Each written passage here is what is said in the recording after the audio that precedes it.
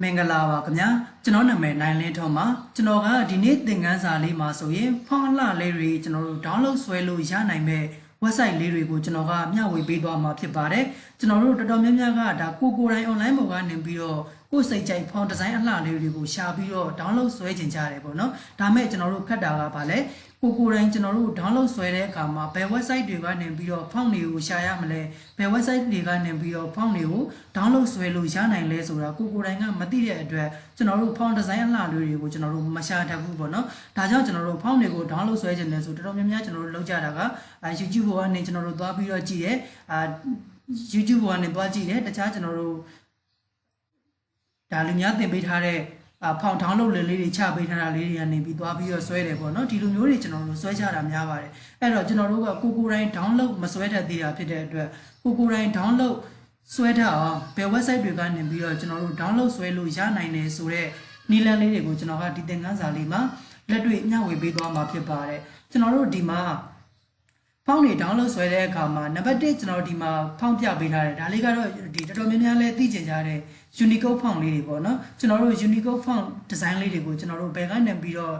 ကိုယ်တိုင် download သွားပြီးတော့ဆွဲရမလဲဆိုတာကျွန်တော်တို့မသိသေးတဲ့သူတွေများတယ်အဲ့ဒါကြောင့်ကျွန်တော်ဒီမှာ Unicode font တွေ download ဆွဲလို့ရတဲ့ website လေးပါထည့်ပေးထားပါတယ်ကျွန်တော်တို့တစ်ခါလေကြာရင်ကျွန်တော်တို့ကြုံဘူးလားမသိဘူးကိုယ့်ရဲ့ Windows version နဲ့မကိုက်တာ Office version နဲ့မကိုက်တာတွေဖြစ်တဲ့အတွက် Unicode font တွေကစလုံးတွေမမှန်တာတွေကျွန်တော်တို့ခဏကြုံတွေ့ရတဲ့ပြဿနာလေးတွေတွေ့ရတယ်ပေါ့နော်ဒါကိုကျွန်တော်ကဖြေရှင်းနိုင်အောင်ဒီရဲ့ကျွန်တော်တို့ဒီ Unicode font တွေပါ download ဆွဲလို့ရတဲ့ website လေးကိုပါပြပေးထားပါတယ်အဲ့ဒီ website လေးကကျွန်တော်တို့ဗာလဲဆိုရင် unicodetoday.org ဆိုပြီးတော့ကျွန်တော်တို့internet browser တခုခုမှာကျွန်တော်တို့ရိုက်ရှာပြီးတော့ download လွယ်တကူဆွဲလို့ရတယ်ပေါ့နော်အဲ့တော့ကိုယ်တိုင်အသုံးပြုမဲ့ကိုယ့်ရဲ့ computer ထဲမှာထည့်ထားတဲ့ internet browser တခုခုဖွင့်မှာ Firefox ဒါမှမဟုတ်ကျွန်တော်တို့ဒီမှာ Google Chrome ဒါမှမဟုတ် Microsoft ပေါ့နော်ကျွန်တော်တို့ကိုယ်အဆင်ပြေတဲ့ internet browser တခုခုကိုကျွန်တော်တို့ဖွင့်လိုက်မယ်အခုလောလောဆယ်တော့ကျွန်တော်ကဒီမှာနမူနာပြပေးဖို့ရာအတွက်ကျွန်တော် Firefox လေးဖွင့်ထားပါတယ်ဒီထဲမှာကျွန်တော်ဒီဖောင်းလင့်လေးတွေလည်းအားလုံးကျွန်တော်ဝင်ပေးထားတယ်ပေါ့နော် internet နည်းနည်းလေးနှေးနေတဲ့အတွက်ကျွန်တော်တခါတည်းဝင်ပေးထားတာပါအခုဒီမှာကျွန်တော်တို့ကနံပါတ်1အနေနဲ့ဗာရိုက်ပေးရလဲဆိုရင် unicodetoday.org ဆိုပြီးရိုက်ပေးရပါမယ်ကျွန်တော်တို့စလုံးပေါင်းတော့လွဲလို့မရဘူးเนาะဒါလေးကိုကျွန်တော်တို့ဒီမှာဒီကောင်လေးကိုကျွန်တော်တို့ screenshot လေးရိုက်ထားလိုက်ပါဒါမှမဟုတ်ဓာတ်ပုံလေးရိုက်ထားလိုက်ပေါ့เนาะနံပါတ်1ကျွန်တော်တို့ unicode font တွေ download ဆွဲချင်တယ်ဆိုရင်ကျွန်တော်တို့ဘယ်ထဲကိုဝင်ပေးရလဲဆိုရင် unicodetoday.org ဆိုတဲ့ဒီသူ့ရဲ့ website link လေးတွေကိုကျွန်တော်တို့သွားပေးရပါမယ်အဲ့တော့ဒီမှာ unicodetoday.org လို့ရိုက်လိုက်လို့ဆိုရင်သူကမူလဆိုတဲ့ဒီနေရာလေးကိုသူကရောက်နေပါလိမ့်မယ်အဲ့ဒီတော့ကျွန်တော်တို့က font တွေကို download ဆွဲချင်တာဖြစ်တဲ့အတွက်ဒီအပေါ်မှာကျွန်တော်တို့ font ဆိုတဲ့နေရာလေးရှိတယ် font ဆိုတဲ့ထဲကိုကျွန်တော်တို့ဝင်လိုက်ပါမယ် font ဆိုတဲ့ထဲကိုဝင်လိုက်လို့ဆိုရင်လည်းသူကဒီအောက်မှာကျွန်တော်တို့ဒါသူပေးထားတဲ့စာလေးတွေလည်းဖတ်လို့ရတယ်ပေါ့နော်အခုဒီမှာ all in one setup တဲ့ all in one setup မှာကျွန်တော်တို့ font နဲ့ keyboard ပါဝင်တဲ့ all in one installer file ဖြစ်ပါတယ်တဲ့ကျွန်တော်တို့ all in one setup ဆိုတာက font နေလဲပါမယ်ပြီးရင်ကျွန်တော်တို့ဗာလဲစာရေးတဲ့ keyboard တွေပေါ့ key matching software လေးပါကျွန်တော်တို့ထည့်ပြီးလာမှာကိုတွေ့ရပါတယ်ဒါလေးကိုကျွန်တော်တို့ download ဆွဲချင်တယ်ဆိုရင် all in one setup ဆိုတာလေးကိုကျွန်တော်တို့ download ဆွဲလိုက်လို့ရတယ်ပြီးရင်နောက်တစ်ခုကကျွန်တော်တို့ font တီးတန့် download ဆွဲချင်တယ်ဆိုရင်တော့ font only setup ဆိုတာလေးဒီမှာရှိတယ်ဒါလေးကိုကျွန်တော်တို့ download ဆွဲလို့ရတယ်ပေါ့ဒီပြီး Unicode font တွေကျွန်တော်တို့က download ဆွဲတဲ့အခါမှာချက်ချင်းတန်းပြီးတော့ကျွန်တော်တို့ကဒီမှာ download သွားပြီးတော့နှိပ်လိုက်လို့မရသေးဘူးအောက်မှာသူကပြပေးထားတာလေးရှိတယ် /on နဲ့ /office ဆိုတာလေးကျွန်တော်တို့ရှိပါတယ် /of ဆိုတာကကိုတင်ဒီကိုယ့်ရဲ့ computer မှာတင်ထားတဲ့ Windows version ကျွန်တော်တို့ဘယ်လောက်လဲ Windows ကဘယ်လောက် Windows ကိုတင်ထားရလဲပေါ့နော်အထူးသဖြင့်ကျွန်တော်တို့ Windows 7 လား Windows 8 လား Windows 10 လား Windows 11 လားပေါ့နော်ဒီလိုမျိုးကိုတင်ထားတဲ့ကိုယ့်ရဲ့ Windows နဲ့ကိုက်ညီမှုရှိတဲ့ font လေးတွေသူကရွေးပေးရမှာဖြစ်ပါတယ်ဒီတော့ကိုယ့်ရဲ့ Windows ကဘယ်လောက် Windows ကိုတင်ထားတာလဲဆိုတော့ကျွန်တော်တို့တော်တော်များများသိလောက်မယ်လို့ထင်တယ်เนาะတကယ်လို့မသိသေးဘူးကိုယ့်ရဲ့ Windows ကဘာ Windows ကြီးတင်ထားမှကျွန်တော်တို့မသိသေးဘူးဆိုရင်လည်းကျွန်တော်တို့ဘယ်ကနေကြည့်လို့ရလဲဆိုရင်ကိုယ့်ရဲ့ computer မှာကျွန်တော်တို့ this PC ဆိုတာလေးကျွန်တော်တို့ရှိမယ်ပေါ့เนาะ this PC ဆိုတဲ့ပုံမှာကျွန်တော်တို့ right click လေးနှိပ်ပါမယ်right click လေးနှိပ်မယ်ပြီးရင် property ဆိုတဲ့ထဲကိုကျွန်တော်တို့ဝင်ပြီးတော့ကြည့်လိုက်လို့ရပါတယ်ဒါကကျွန်တော်တို့ကိုယ့်ရဲ့ computer window ကိုကြည့်တဲ့နေရာလေးပါတခြားကြည့်လို့ရတဲ့နေရာလေးတွေလည်းကျွန်တော်ရှိသေးတယ်เนาะအခုဒီမှာတော့ကျွန်တော်တို့အချိန်တွေရမ်းကြာသွားမှာဖြစ်တဲ့အတွက်ဒီတစ်ခုပဲကျွန်တော်ပြပေးပါမယ်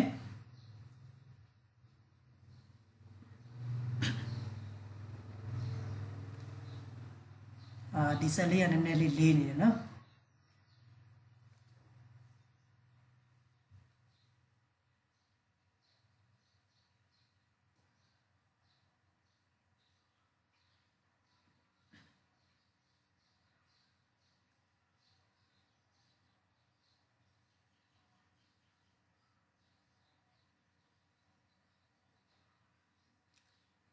ဆက်ကကျွန်တော်တို့ internet ချိန်ထားတော့နည်းနည်းလေးလေးနေတယ်เนาะဒါလေးကျွန်တော်ပိတ်လိုက်ပါတော့မယ်ဟောဒီမှာတက်လာပြီကျွန်တော်တို့ဒီမှာဆိုရင်ကျွန်တော်တို့ဘလောက် window တုံးထားလဲဆိုရင်အခုဒီမှာ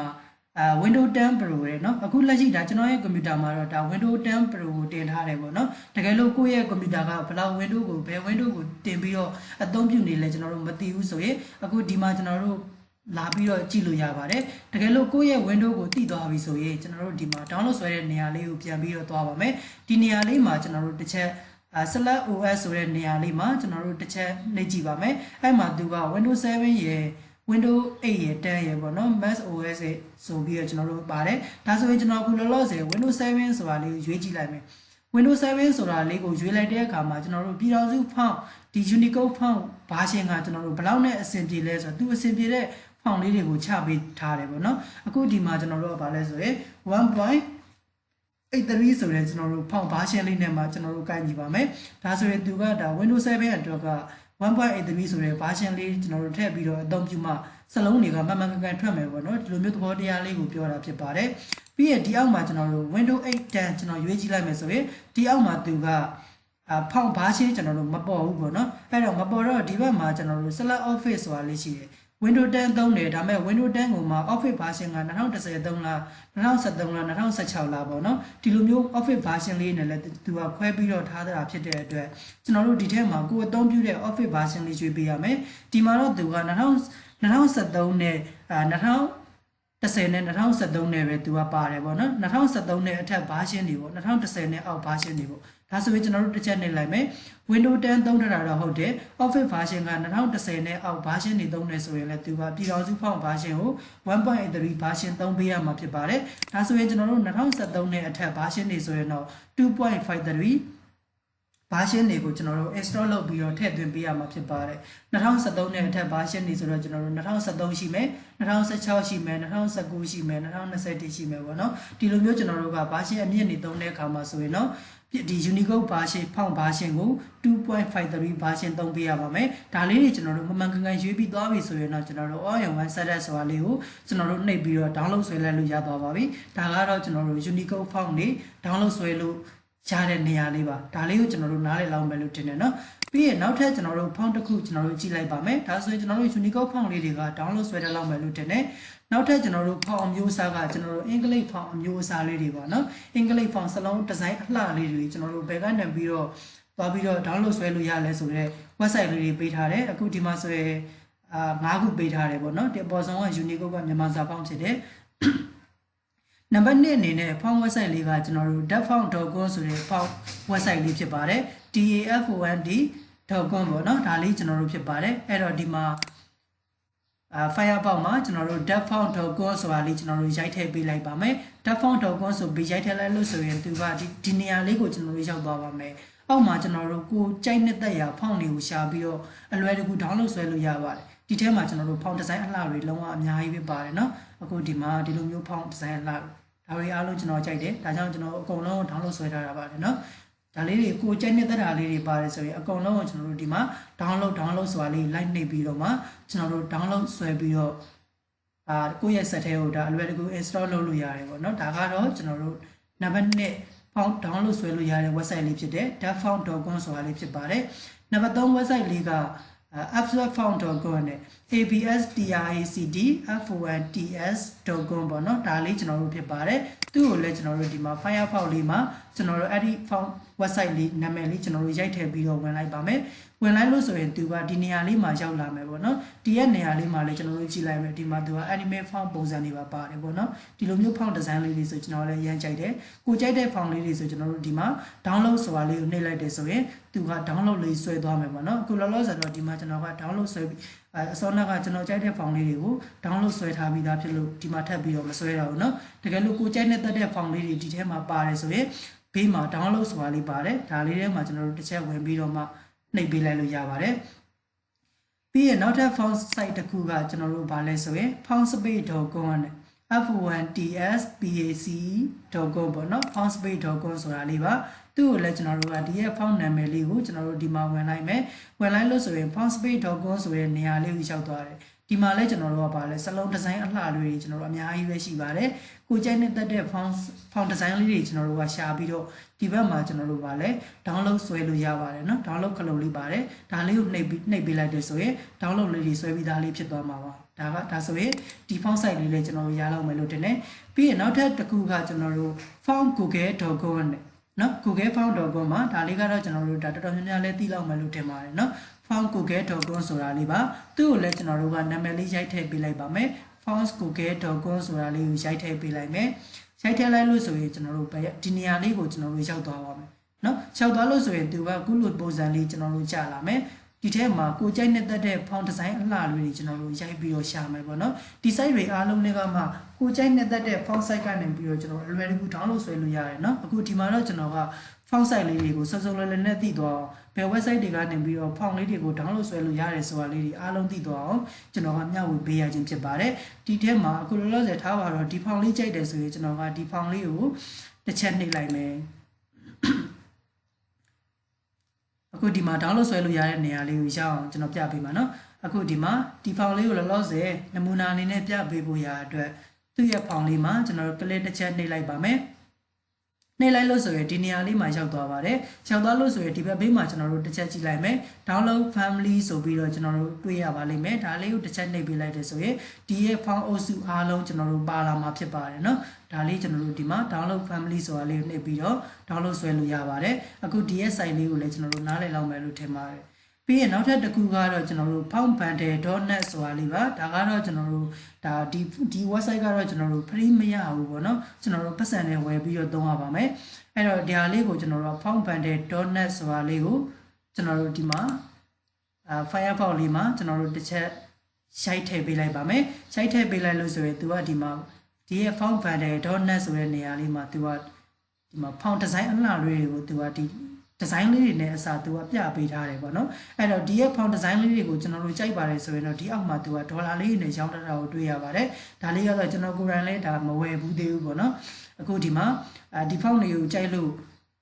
ဝယ်ခြင်းနဲ့ဆိုရင်ဒီမှာ$ပေးရမယ်ပေါ့အဲ့တော့ကိုကပေးမှဘာနဲ့ချိန်မှာလဲပေါ့နော်ဗီဇာကတ်နဲ့လားဘာနဲ့ချိန်မှာလဲပေါ့ကိုချိန်မဲ့ဒါပတ်စံနဲ့ပေးဝယ်ရမှာဆိုတော့ဒါ$နဲ့ပေးရမှာဟုတ်ပေးတော့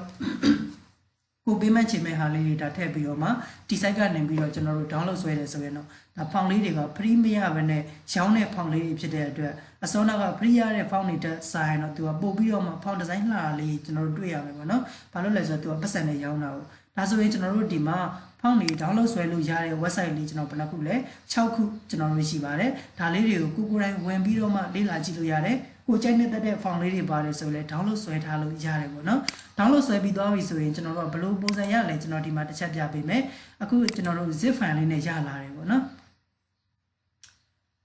download ဆွဲလိုက်လို့ဆိုရင်ကျွန်တော်တို့က zip file လေးနဲ့ရလာပါမယ်အဲ့ဒီ zip file လေးကိုကျွန်တော်တို့ကဖြည့်ချပြီးတော့မှ install လုပ်ပေးရပါမယ်ဒီမှာကျွန်တော်တို့ဗာလဲfont.zip ဆိုတဲ့ zip file လေးနဲ့ကျွန်တော်တို့ကိုဆွဲထားတဲ့ font တွေအားလုံးက zip file လေးနဲ့ကျွန်တော်တို့ရလာမှာဖြစ်ပါတယ်ဒီရဲ့ zip file လေးနဲ့ရလာတဲ့အတွက် zip file လေးကိုကျွန်တော်တို့ဖြည့်ချပြီးတော့မှ font တွေကို install လုပ်လို့ရမှာဖြစ်ပါတယ်ဒီရဲ့ zip file လေးကိုဖြည့်ချပေးဖို့ရအတွက်သူ့ရဲ့ file ပေါ်မှာကျွန်တော်တို့ right click နှိပ်ပါမယ်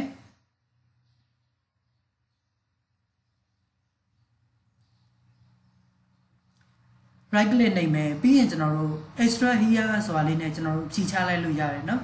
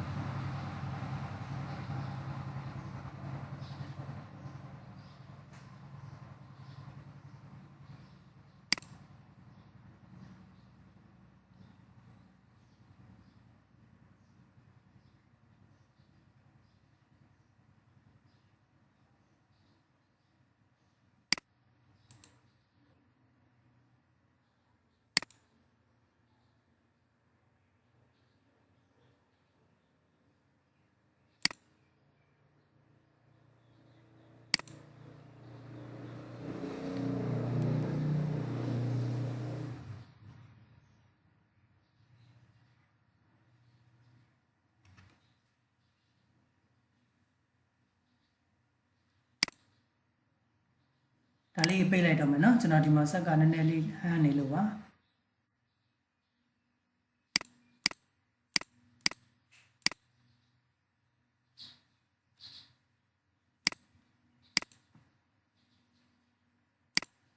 အခုကျွန်တော်တို့ဒီမှာ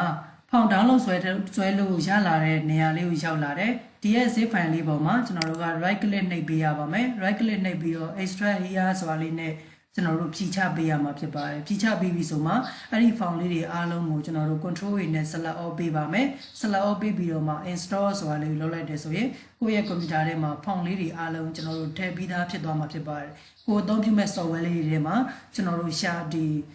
ကိုအသုံးပြုမဲ့ software လေးဖွင့်ပြီးတော့မှအဲ့ဒီ file လေးတွေတက်မတက်ကျွန်တော်တို့စစ်ဆေးကြည့်ပါเนาะတကယ်လို့မတက်သေးဘူးဆိုရင်ဆက်ကို restart ချပြီးတော့ပြန်ဆန်းကြည့်ပေးပါဒါဆို file ကိုသွင်းထားတဲ့ file လေးတွေအားလုံးကျွန်တော်တို့တက်လာမှာဖြစ်ပါတယ်ရှာတဲ့အခါမှာလည်းဒါကိုတင်ထားတဲ့ file နာမည်လေးတော့ကျွန်တော်တို့မှတ်ထားဖို့လိုတာပေါ့เนาะအခုဒီမှာဆိုရင် selina.brad ဆိုတဲ့ file နာမည်လေးပေါ့ဒီ file လေးကိုကျွန်တော်တို့ရိုက်ပြီးတော့ရှာပေးရမယ်ဒါမှကျွန်တော်တို့ကတက်လာမှာဖြစ်ပါတယ်အခုဒါဆိုရင်တော့ကျွန်တော်တို့ဒီမှာဖောင်နေကျွန်တော်တို့ download ဆွဲလို့ရမယ့် website လေးတွေကိုအားလုံးကိုကျွန်တော်တို့သိသွားလောက်ပြီလို့ထင်ပါတယ်ဒါလေးတွေအားလုံးကိုယ်တိုင်ဝင်ပြီးတော့လေ့လာကြည့်လို့ရပါတယ်ဒီသင်ခန်းစာတွေကအားလုံးအတွက်အရန်အကျိုးရှိမယ်လို့မျှော်လင့်ပါတယ်အကယ်၍ကိုယ်တိုင်လေ့လာပြီးသွားပြီကိုယ့်အတွက်လည်းအမှန်တကယ်အကျိုးရှိတယ်ဆိုရင်တော့ဒီသင်ခန်းစာရဲ့ comment လေးမှာကိုယ်တိုင်လေ့လာပြီးကြောင်း DONE done ဆိုပြီးတော့မှရေးခဲ့ပေးပါအောင်ခင်ဗျာအခုဒါဆိုရင်တော့ကျွန်တော်ဒီသင်ခန်းစာလေးကိုဒီမှာပဲရှင်းနားလိုက်ပါမယ်ခင်ဗျာအားလုံးအဆင်ပြေကြပါစေခင်ဗျာ